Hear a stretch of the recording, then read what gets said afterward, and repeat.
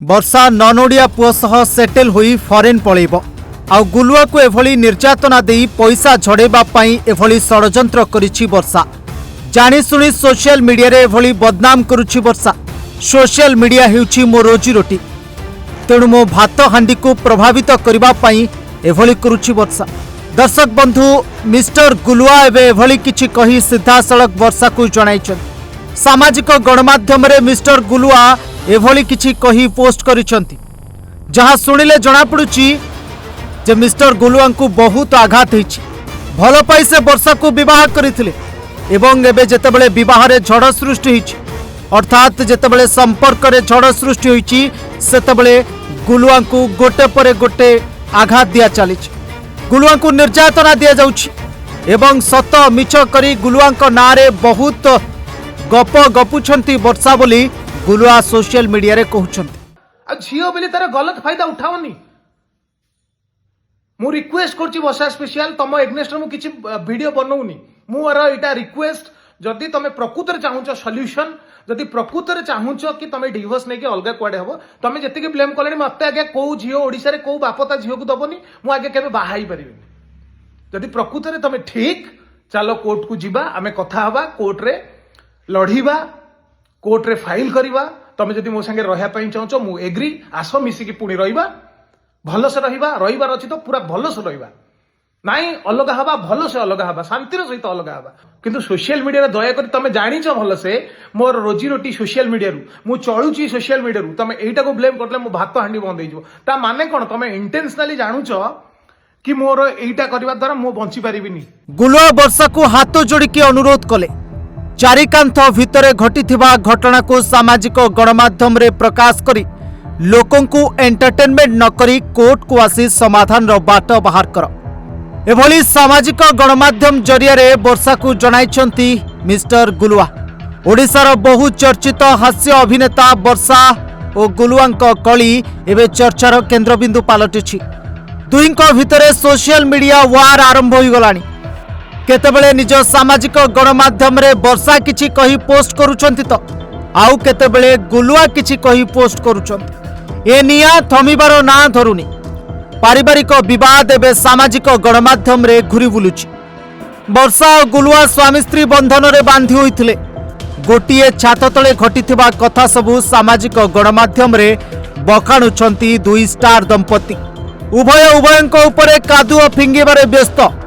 पूर्वर वर्षा गणमाध्यम सम्मुख रे गुलुआ विषय रे मंतव्य रखिथिबा बेले गुलुआ एकाधिक झीओमानक सहित संपर्क रे अछंती बोली कहिथिले स्त्री वर्षा। गुलुआ को कुआडे वर्षा जोर जबरदस्त टंका मागुथिले। खाली सेतिकी नुहे, गुलुआ को जीवन रु मारिदेबा को मध्य धमक देइथिले वर्षा। दिने सामाजिक गणमाध्यम रे एही दुई स्टार दंपति अन्य को हसाउथिले। एही दुई स्टार दंपति को देखिले लोके हसुथिले, किंतु एबे जेतेबेले एमानकर सतसतिका पारिवारिक कलह सामना को आसीची, याकू देखि मध्य लोके हसुछंती, लोके मजा उड़ाउछंती, लोके थट्टा करूछंती। दर्शक बंधु सबु परे भी एमाने भूली जाउछंती जे आमे स्टार, आमको लक्ष लक्ष लोक देखुछंती, आम अभिनय देखि लोके आमको फॉलो करिछंती, लोके आमको भलो पाउछंती। आउ आज जेतेबेले आम पारिवारिक विवाद सृष्टि होइछि, आज जेतेबेले आम संपर्क रे तिक्तता आसीछि, आमे किभली भूली जिबु जे आमे गोटे गोटे स्टार। जो कथा को चारिकांथ भितर बसी समाधान करी होई थांता, जो कथा को आईन रो लड़ई लड़ी जीति होई थांता, से कथा को सामाजिक गणमाध्यम सम्मुख को आनिबार कौन आवश्यकता थिला।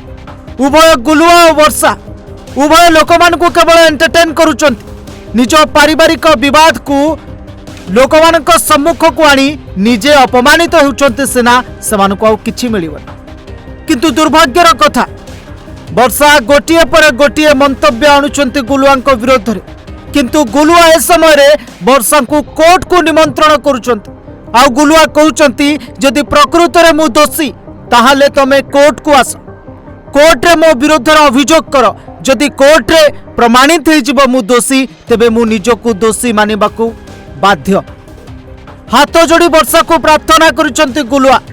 कहउचंती तमे सामाजिक गणमाध्यम रे नाटक करिबा बंद कर, बहुत हेई गला।